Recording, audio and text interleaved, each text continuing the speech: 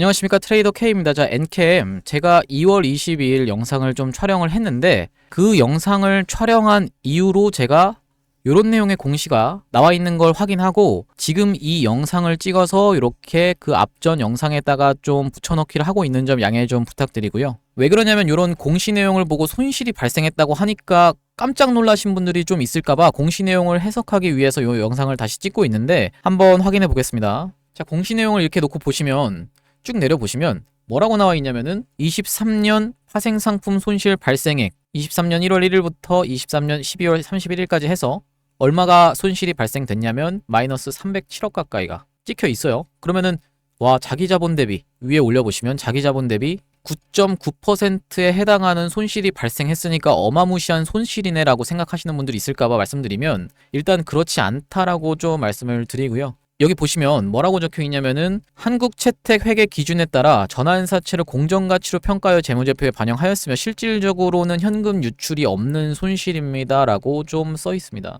왜 이게 악재가 아니냐면 만약에 내가 23년도 2월에 전환사채라는 것으로 주식을 주고 돈을 받아왔다라고 한번 생각해 보겠습니다. 이때 받아온 돈이 예를 들면 1000억인데 전환사채를 얼마에 발행을 해줬냐면은 5만원에다가 발행을 해줬다라고 한번 생각을 해보겠습니다. 그리고 나서 24년도가 됐는데 2월이 됐는데 지금 주가가 10만원으로 올랐으면 어쨌든 내가 받아왔던 돈은 1000억이죠. 1000억은 그대로인데 이렇게 주가가 오르게 되면은 이 돈을 빌려준 입장에서는 주당 얼마씩 차익이 생기는 건가요? 5만원씩 차익이 생기게 되죠. 이렇게 요게 주식으로 바꾸기 전까지는 부채로 기록이 되기 때문에 회사 입장에서는 손실로 잡히게 되는 겁니다. 장부상 손실로 잡힌다라는 얘기고요. 나중에 상장되고 나면 얘네들이 주식으로 바꾸겠죠. 당연히 주식으로 바꿔서 매도하고 나갈 거기 때문에 여러분들 입장에서 요게 307억이 손실이 발생하셨다라고 생각하실 필요가 없습니다. 오히려 내일 요런 내용으로 하락이 발생하게 되면 우리가 추가 매수 타점까지 노려가면서 엔캠을 대응해 나가시면 되겠다라는 얘기인데, 얘네들이 만약에 주식으로 바꾸지 않는다라고 하면 5만원 빌려올 때 돈 당시로 그냥 갚으면 되거든요. 그렇기 때문에 우리가 걱정하실 필요가 전혀 없다라는 말씀을 드리면서 구독 눌러주시면서 분석 영상 본격적으로 이어나갈 수 있도록 하겠습니다.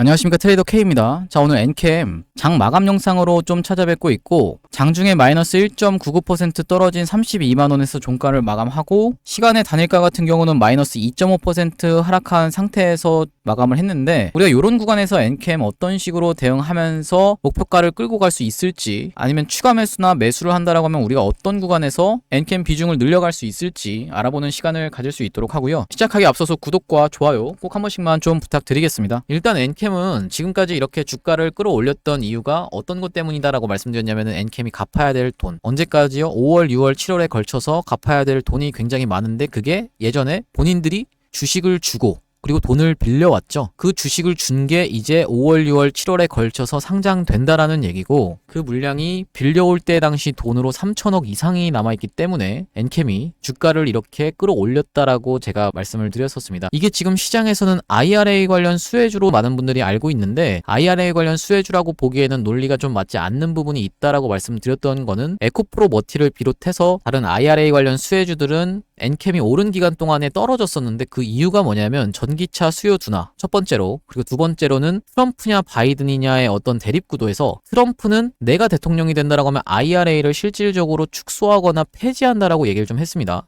이런 어떤 이슈로 인해서 다른 IRA 관련 수혜주들은 떨어졌었는데 엔캠만 올라간 이유는 무엇 때문이다? 이런 어떤 전환사채 물량 그리고 상환우선주 물량 때문이다라고 말씀을 드리는 거고요. 만약에 트럼프가 당선이 돼서 IRA를 하지 않는다라고 하면은 주가가 더 빠진다라고 하면 이 돈을 빌려준 입장에서는 완전 똥값에 받는 경우의 수가 생길 수가 있겠죠. 이런 불확실성 때문에 주가를 일단 올려놓고 각종 호재들을 내보내면서 본인들의 물량을 덤핑할 것이다 라고 말씀을 드렸던 겁니다. 그래서 엔캠이 지금 어떤 이슈가 시장에서 슬슬 대두되고 있냐면 MSCI 관련한 이슈가 대두되고 있는데, MSCI 5월 정기 편입을 노리고 있다라는 말씀이고, 그 부분에 대해서는 제가 1개월 전부터 이런 식으로 말씀을 드렸었는데요. 이제 슬슬 시장에서 MSCI 관련한 주목을 받고 있는데, 더 올라서 박스치는 구간에서 분명히 엔캠 찬양론자들과 MSCI 관련한 내용의 뉴스가 미친듯이 터져나오기 시작하면은 좋은 내용의 뉴스가 굉장히 많이 나올 겁니다. 그럼 이게 예를 들면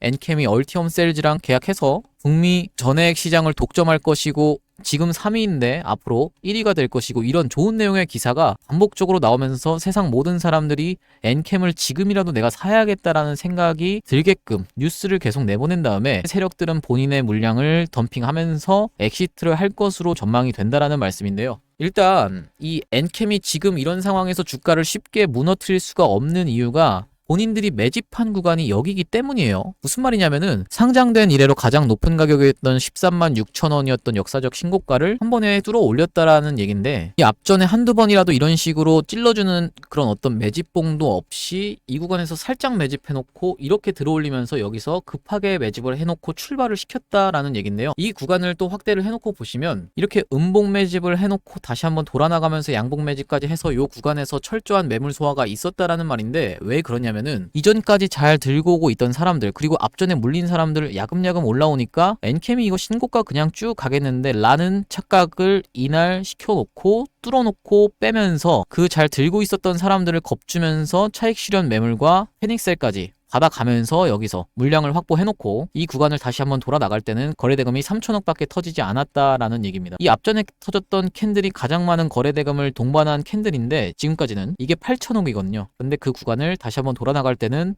3천억밖에 터지지 않았다라는 얘기는 요 구간에서 본격적으로 산 사람은 누구다? 세력이다 라고 제가 말씀을 드리는 거고 그 이후로 이렇게 상승시킬 때도 계속적으로 돈이 들기 때문에 세력들의 평단가가 높을 것으로 생각이 되고 추가적으로 본인들이 상장할 물량이 남아있기 때문에 이런 구간에서부터 쌍봉을 띄우면서 주가를 무너뜨린다라고 하면은 세력만 손해가 크다라고 말씀드렸죠. 그래서 우리가 엔캠 어떤 식으로 지금 MSCI 관련해서 이슈를 체크해보면서 기간값을 설정할 수 있냐면 이번에 편입된 에코프로머티랑 한진칼의 사례를 놓고 보시면 에코프로머티가 2월 13일 날 편입이 됐는데 지금까지는 최고가가 언제였나요? 1월 11일이었다라는 말씀이고 그리고 심사를 언제 했냐면 1월 18일부터 시작해서 심사를 했습니다. 한진칼도 마찬가지인데 이렇게 놓고 보시면 한진칼이 최고점이 2월 13일이긴 하지만 요거는 재료 소멸로 쭉 빠지면서 종가를 여기서 마감했기 때문에 실질적으로 종가를 기준으로 놓고 봤을 때는 최고점이 여기였다라는 말씀인데 여기다 갖다 놓고 보시면 이것도 마찬가지로 1월 11일이 최고점이었다라는 말씀이고요. 1월 11일이 최고점, 1월 18일부터 심사했고 그리고 2월 13일 날 편입했다. 정리를 해보자면은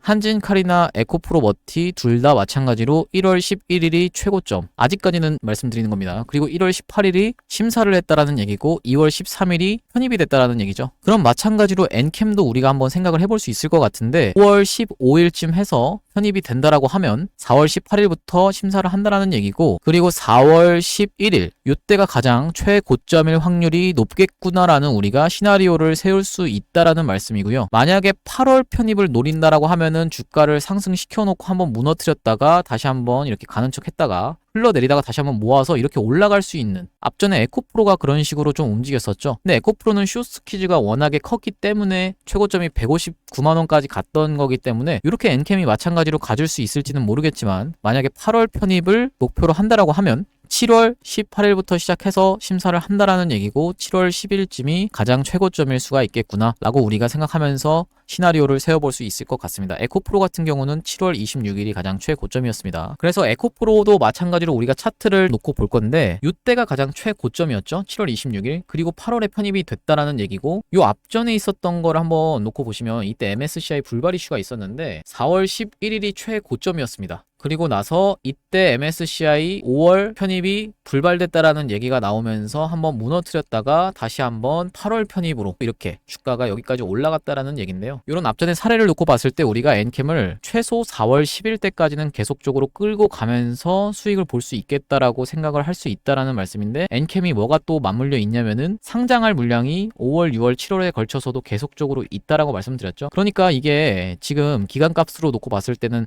4월 아니면 7월 이때가 제일 최고점일 확률이 있다 보니까 우리가 무조건적으로 7월까지 올라가고 나서 그 뒤로 덤핑할 거라고 생각하시면 안 되고 기간값 사이에서는 우리가 매도를 준비하셔야겠다는 얘기입니다. 그래서 지금 이런 구간은 오히려 좀 눌린다라고 하면은 내가 더 모아갈 수 있는 구간으로 이렇게 생각하시면서 접근을 하시면 될 것 같다라는 얘기고요. 제가 맨 처음에 엔캠 MSCI를 말씀드릴 당시에는 이런 내용의 기사가 하나도 없었는데 슬슬 2월 13일 보시면 MSCI 편입 에코프로머티 21%대 폭등 엔캠은 상한가 이런 내용의 기사가 나오면서 점점 이제 MSCI 관련한 이야기가 나올 겁니다. 여기서 보시면 2월 리뷰 결과가 나오자마자 시장은 다음 분기 편입 후보군을 찾는 모습이었다면서 HPSP 엔캠이 이에 주목을 받았다라고 하고, 그 다음날 나온 기사도 발표 난 뒤 사면 늦다 하면서 미리 담아볼까 이렇게 얘기를 하는데, 5월 정기 변경에 편입될 후보로는 두산로보틱스부터 시작해서 엔캠 등이 거론된다 이렇게 또 기사가 나와 있고, 2월 14일 날 나온 기사에도 보시면 엔캠 한 달 새 3배 상승, 코스닥 성장주 기환이라고 해서 MSCI 지수 편입 가능성 높은 코스닥 종목 엔캠 33.73%로 기사 내용이 나와 있습니다. 그리고 오늘 나온 내용 기사 보시면 엔캠이 이제 제2의 에코프로라는 얘기가 타이틀이 달리기 시작하는데, 엔캠에 3천억 베팅한 개미들이라고 해서 이런 식으로 기사가 또 나오고 있는데요. 여기서도 오버행 물량 관련한 얘기가 나오고 있는데, 엔캠은 현재 보통주로 전환이 가능한 108억 원 규모의 7, 8, 9회차 미상한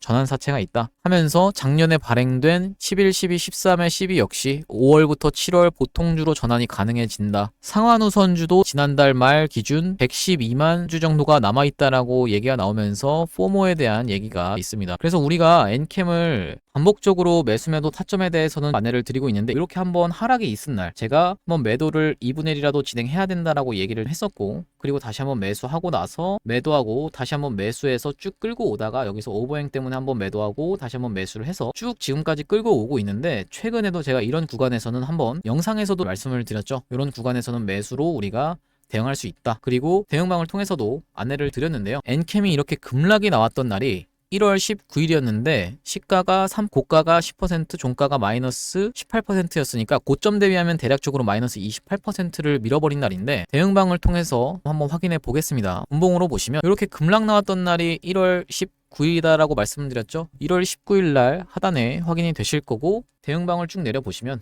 제가 여기서 뭐라고 말씀드렸냐면은 1월 19일 상단에 확인되시죠. 엔캠 고점 신호 발생했습니다. 2분의 1 매도하겠습니다라고 해서 1월 19일 1시 19분에 이렇게 대응방을 통해서 안내를 드렸는데요. 1시 19분이면은 여러분 이 캔들입니다. 이 캔들에서 우리가 2분의 1 매도해서 장중에 23% 가까운 급락을 한번 피했었고, 다시 한번 매수한 구간을 한번 확인해 보시면 여기서부터 여기까지 놓고 봤을 때 매도하고 나서 다시 한번 여기서 매수해서 매도하고 매수해서 쭉 끌고 오고 있다가 여기서 다시 한번 매도하고 여기서 매수해서 끌고 오고 있다라는 말씀인데, 또 추가적으로 제가 매수 타점으로 안내를 드린 거는 이곳입니다. 그래서 크게 먹었던 이런 구간을 한번 놓고 보시면요, 이게 보시다시피 1월 26일입니다. 1월 26일로 한번 가보겠습니다. 자, 1월 26일 날 갭 하락하고 시작하는 거를 보면서 제가 동시효과 구간에서 엔캠 상황 지켜보고 있다라고 하면서 매수가가 11만원, 여기 빨간색 쳐놓은 곳이 11만원인데 10만 7,300원에 시작을 했기 때문에 체결이 안 되신 분들은 없을 거다라고 말씀을 드리는 건데요. 여기서 한번 우리가 11만원에 엔캠 비중의 절반을 매수를 했다라는 얘기고, 그런 다음에 또 수익을 봤던 구간을 한번 확인해 보시면 이 구간이다라고 말씀을 드렸는데, 이날이 언제냐면은 2월 5일입니다. 여러분 2월 5일로 한번 가보겠습니다. 매수 구간을 17만 7천원 이하로 해서 제가 2월 5일날 보내드린 게 확인이 되실 텐데, 2월 5일날 17만 7천원이면 여기입니다. 여기서 9시 15분에 보시다시피 이렇게 보내드렸는데 9시 15분이 이 캔들이다라는 말씀이고요. 이 캔들에서 말씀드리고 나서 이렇게 눌리는 구간에서 우리가 엔캠을 매수했는데 쭉 끌고 오고 있다라는 말씀이고, 마지막으로 우리가 최근에 드렸던 타점에 대해서도 안내를 드리면 요때겠죠. 요때 24만원으로 스타트를 했는데, 요때는 제가 방송에서도 말씀을 드렸습니다. 그래서 한번 2월 19일로 가보시면 엔캠 동시효과 상황을 보면서 안내를 좀 드렸었는데요. 이게 뭐라고 나와 있냐면은 동시효과 상황 지켜보고 있는데 갭 하락할 것으로 예상해서 매수 진입해볼 생각이고, 아직 보유하지 않고 계신 분들은 1차 매수 구간 아침 영상에서 말씀을 드렸다라고 하면서 매수가를 이때 시작 시의 시초가로 잡아가시자라고 해서 제가 8시 42분에 보내드린 게 확인이 되실 겁니다. 그래서 우리가 이런 식으로 엔캠 대응방을 통해서 안내 받아보고 싶으신 분들은 상단에 보이시는 번호인 010-4674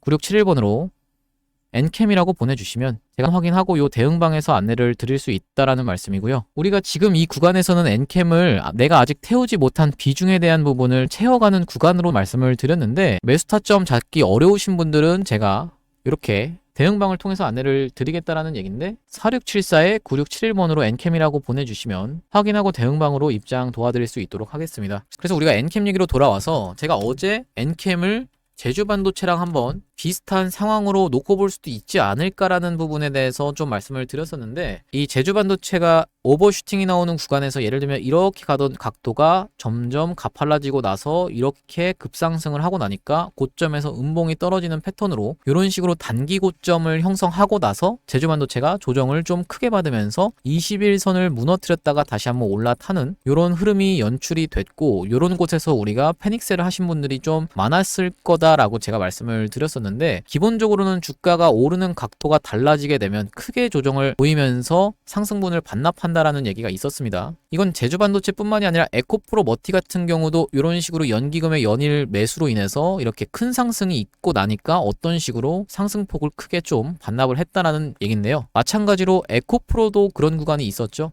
어떤 구간이냐면 바로 이렇게 가고 있다가 상승하고 나니까 크게 반납하고 다시 한번 크게 상승하니까 크게 반납하면서 여기서는 MSCI 불발 이슈가 있고 나서 여기서 60일선을 깨지 않은 상태에서 21선으로 올라타놓고 빵 올라타면서 다시 한번 매물 소화하고 이렇게 상승 흐름을 이어나가 줬는데, 이런 구간에서도 놓고 보시면 점점 각도가 가파라지게 되면은 긴 꼬리 음봉이 발생하면서 이렇게 오버슈팅이 나오는 구간에서는 급락이 나오게 됐고, 이때가 에코프로는 아직까지는 최고점입니다. 그래서 지금 엔캠 같은 경우도 오버슈팅이 나오는 구간에서는 우리가 조심하셔야 된다라고 말씀을 드렸고, 오히려 5일선을 타고 가면서 야금야금 올라가는 패턴으로 올라가는 게 가장 여러분들 입장에서는 편안한 드라이빙이라고 말씀을 좀 드렸던 거고요. 5일선과 이격을 크게 벌리지 않으면서 이렇게 야금야금 올라가는 게 좋은데, 최근에 어떤 흐름이 보시면 이런 식으로 상승 흐름이 좀 점점 날카로워지고 나니까 여기서 만약에 내일 그리고 내일 모레까지 해서 빵빵 치게 되면은 오버슈팅이 확실히 나온 구간으로 우리가 볼 수 있을 것 같다라는 말씀이고, 거기서 단기 조정을 보일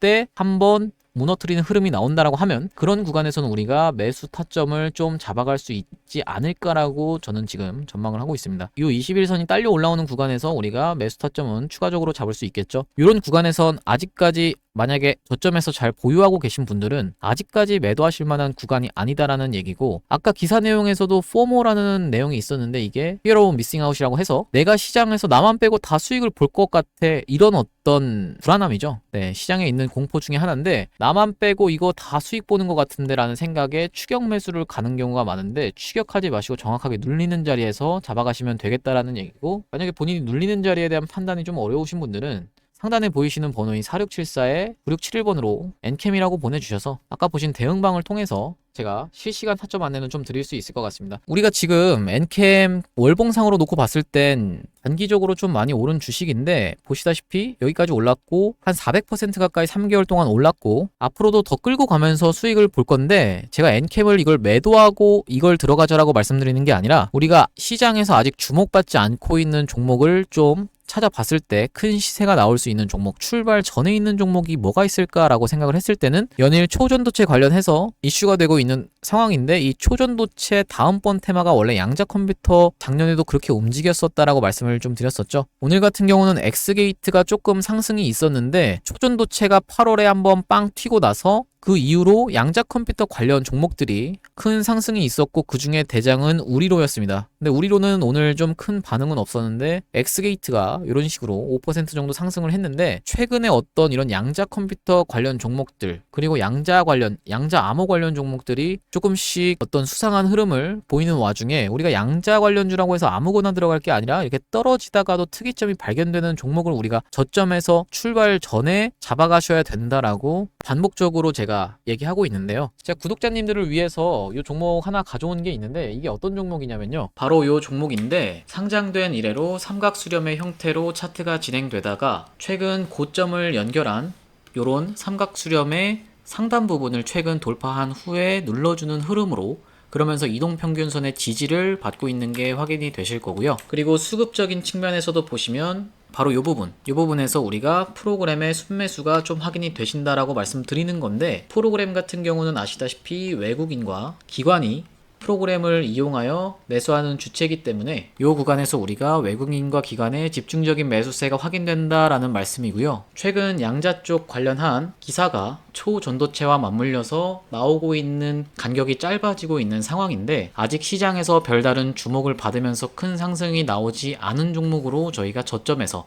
특이점을 발견하고 잡아갈 수 있는 종목으로 제가 이 종목을 선정했다라고 말씀을 드리는 건데, 작년 시장을 기억하시는 분들은 양자 컴퓨터와 초전도체가 밀접한 테마 연관성을 가지고 있다는 걸 기억하실 텐데, 왜 그러냐면 상온 초전도체가 개발이 된다라고 하면 그걸 양자 컴퓨터에 활용을 해서 우리가 양자 컴퓨터도 개발할 수 있기 때문에 두 테마가 같이 가는 것은 작년에 보셨을 겁니다. 그래서 우리가 초전도체 관련주인 신성 델타테크가 연일 신고가를 찍고 있는 상황에서 양자 컴퓨터 관련주로 우리가 종목을 매집해 나가야 된다.